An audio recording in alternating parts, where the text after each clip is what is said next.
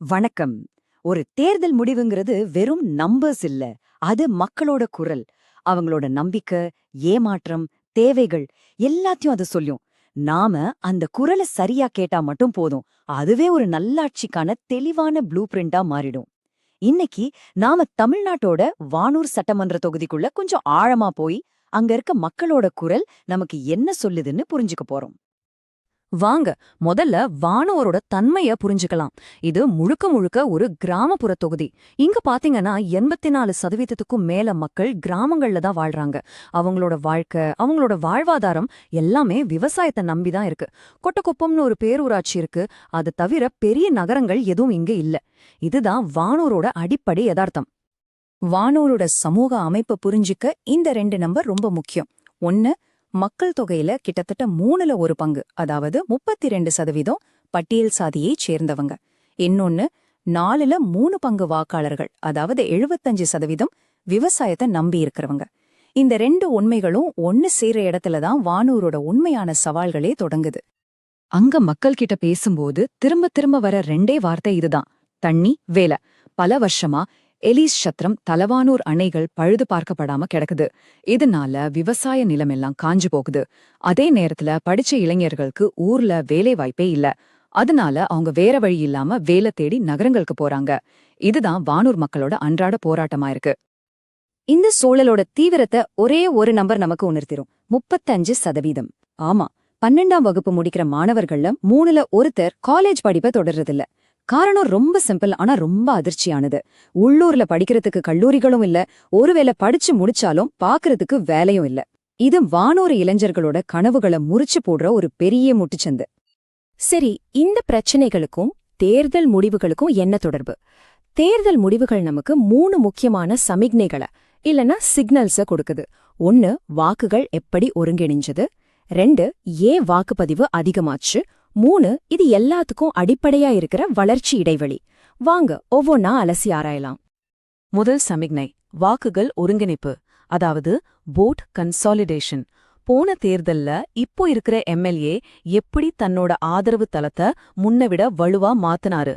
Numbers நமக்கு என்ன சொல்லுதுன்னு பாப்போம். இந்த டேபிள் ஒரு தெளிவான கதைய சொல்லுது. 2016ல அதிமுக வேட்பாளர் கிட்டத்தட்ட 37% வாக்குகள் வாங்கினாரு. ஆனா 2021ல பாருங்க, அது 50% தாண்டிடுச்சு. டிஎம்கே கூட்டணியோட வாக்குகளும் அதிகரிச்சிருக்கு. ஆனாலும் வெற்றி வித்தியாசம் 6%லிருந்து 12% ஆக, அதாவது 2 மடங்கா உயர்ந்திருக்கு. இதுதான் வாக்குகள் ஒருங்கிணைஞ்சதுக்கு ஒரு தெளிவான சாட்சி. அடுத்து 2வது சமிகை, அதிக வாக்குப்பதிவு. வழக்கத்தை விட நிறைய மக்கள் ஓட்டு போட வந்தது ஏன்? அதுக்கு பின்னாடி என்ன செய்தி இருக்கு? 2021ல வாக்குப்பதிவு 4% அதிகமாகி 80% தாண்டுச்சு. பொதுவா வாக்குப்பதிவு அதிகமானா அது ஆட்சி மாற்றத்துக்கான அறிகுறி மாதிரி பேசுவாங்க. ஆனா வானூர்ல மக்கள் ஒரு தொங்கு சட்டசபை மாதிரியான குழப்பமான தீர்ப்பை விரும்பல. அதுக்கு பதிலா ஒரு தெளிவான, உறுதியான தீர்ப்பு கொடுக்கணும்னு நினைச்சிருக்காங்கன்னு இது காட்டுது. இப்போ 3வது மிக முக்கியமான சமிக்ஞைக்கு வருவோம். வாக்குகள் ஏன் ஒருங்கிணைஞ்சது, மக்கள் ஏன் அதிகமா வாக்களிச்சாங்க.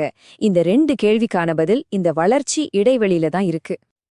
இந்த தகவல்களை நம்ம வெறும் நம்பர்ஸா பார்க்கக்கூடாது. பழுது பார்க்கப்படாத அணைகள், கிடைக்காத வேலைகள், பாதியில நிக்கிற படிப்பு, இதெல்லாம் வெறும் புகார்கள் இல்ல. அது அந்த மண்ணுல வாழற லட்சக்கணக்கான மக்களோட அன்றாட வாழ்க்கை யதார்த்தம். இந்த வளர்ச்சி இடைவெளிதான் அரசியல் மாற்றங்களுக்கு அடித்தளமா அமையுது. இவ்ளோ வளர்ச்சி இடைவெளி இருந்தோ மக்கள் ஏன் இப்போ இருக்கிற எம்எல்ஏக்கு வாக்களிச்சாங்க? அத புரிஞ்சுக்க நாம அவரோட பலம், பலவீனத்தை ஆராயணும். ஒரு பக்கம் 2 முறை வெற்றி, வலுவான ஆதரவு தளம் மாதிரியான பலங்கள். இன்னொரு பக்கம் தண்ணி திட்டங்கள் மாதிரி நிறைவேற்றாத வாக்குறுதிகள், மக்களை போய் சேராத நலத்திட்டங்கள்னு பெரிய பலவீனங்களும் இருக்கு. இந்த நிலைய நாம நலத்திட்டச் சோர்வுன்னு சொல்லலாம். அதாவது தற்காலிக நிவாரணங்களால மக்கள் சோர்வடைஞ்சிட்டாங்க. அவங்களுக்கு தேவை இலவசங்கள் இல்ல, அவங்க வாழ்க்கைய நிரந்தரமா மாத்தக்கூடிய தீர்வுகள். விவசாயத்துக்கு தண்ணி, இளைஞர்களுக்கு வேலை, பிள்ளைங்களுக்கு படிப்பு, இதுதான் அவங்களோட உண்மையான தேவை. நீண்டகால தீர்வுகள்ங்கிறது வெறும் பொருளாதார வளர்ச்சி மட்டும் இல்ல, அது சமூக நீதியையும் சேர்த்ததுதான். மேல்போதி கோயில் பிரச்சனையில தாமதமாகிற நீதி மாதிரியான சம்பவங்கள் ஒரு குடிமகனோட கண்ணியத்தை உறுதி செய்யறதுல அரசு அமைப்புகளோட கடமையை நமக்கு ஞாபகப்படுத்துது. நம்ம அரசியலமைப்பு சட்டப்படி ஒவ்வொரு குடிமகனோட கண்ணியத்தை பாதுகாக்கிறது தான் நல்லாட்சியோட அடித்தளம். அரசியல் களமும் காலப்போக்குல மாறியிருக்கு. 2016ல பாத்தீங்கன்னா போட்டி பலமுனை போட்டியா இருந்துச்சு. அதிமுக, திமுக, பாமக, விசிகன்னு பல கட்சிகள் தனித்தனியா நின்னாங்க. ஆனா 2021ல கூட்டணி மாற்றங்களால இது ஒரு நேரடி போட்டியா, இருமுனை போட்டியா மாறிடுச்சு. இது தேர்தல் முடிவுகள்ல ஒரு பெரிய தாக்கத்தை ஏற்படுத்துச்சு. இந்த இருமுனை போட்டிக்கு நடுவுலையும் வெற்றி தோல்விய தீர்மானிக்க போற சில முடிவெடுக்காத வாக்காளர் குழுக்கள் இருக்காங்க. அவங்க யாரு? அதிருப்தியில இருக்கிற பிற்படுத்தப்பட்ட சமூக விவசாயிகள், யாருக்கு ஓட்டு போடுறதுன்னு யோசிக்கிற முதல் முறை இளைஞர்கள், அப்புறம் நாம் தமிழர் கட்சி மாதிரி மாற்று அரசியலை ஆதரிக்கிற வாக்காளர்கள். இவங்களோட ஆதரவை யார் வாங்குறாங்களோ அவங்கதான் அடுத்த தேர்தல்ல வெற்றி பெறுவாங்க. இத்தனை ஆய்வுக்கு அப்புறம் தீர்வெண்ணம். வானூரோட வளர்ச்சிக்கு ஒரு தெளிவான 3 அம்ச செயல் திட்டம் தேவை. விஷயம், காஞ்சு போன நிலங்களுக்கு தீர்வு, உள்கட்டமைப்பு. 2வது, வேலையில்லா திண்டாட்டத்துக்கு தீர்வு, வேலைவாய்ப்பு. 3வது, மக்கள் மேல இருக்கிற அவநம்பிக்கைக்கு தீர்வு, நம்பிக்கை. இந்த 3ஐயும் சரி செஞ்சா போதும், அதுதான் முன்னோக்கி போறதுக்கான பாதை. இது வெறும் கற்பனை திட்டம் இல்லை. இது பாருங்க, உறுதியான திட்டங்கள், அதுக்கான முதலீடு, மக்களுக்கு கிடைக்க போற பலன்கள். ஒரு 15 கோடி ரூபாயில அணைகளை சரி செஞ்சா 5000 ஏக்கர் நிலத்துக்கு பாசன வசதி கிடைக்கும். ஒரு 10 கோடி முதலீட்டுல ஒரு ஆர்ட்ஸ் அண்ட் சயின்ஸ் காலேஜ் கட்டினா வருஷத்துக்கு 800 இளைஞர்கள் உள்ளூர்லயே படிக்கலாம். பெலாக்குப்பம் ஃபுட் பார்க்க முழுசா செயல்படுத்தினா சுமார் 4000 பேருக்கு வேலை கிடைக்கும். இதெல்லாம் செலவுகள் இல்ல, மக்களோட எதிர்காலத்துக்கான முதலீடுகள். இந்த திட்டங்களை செயல்படுத்தும் போது ஒப்புதலுடன் கூடிய ஆளுகைங்கிற கொள்கையை கடைபிடிக்கிறது ரொம்ப முக்கியம். அதாவது மக்களோட தகவல்களை வெளிப்படை தன்மையோட சேகரிக்கணும். அவங்களோட தனி உரிமைக்கு மதிப்பளிச்சு அந்த தகவல்களை அவங்க பிரச்சனைகளை தீர்க்கறதுக்கு மட்டும்தான் பயன்படுத்தணும். இதுதான் அரசு மேல மக்கள் இழந்த நம்பிக்கைய திரும்பவும் உருவாக்கும். இந்த எல்லா டேட்டாவும் நமக்கு ஒரு தெளிவான எச்சரிக்கையை கொடுக்குது. வானூர்ல சமூக பொருளாதார அழுத்தங்கள் நாளுக்கு நாள் அதிகமாகிட்டே இருக்கு.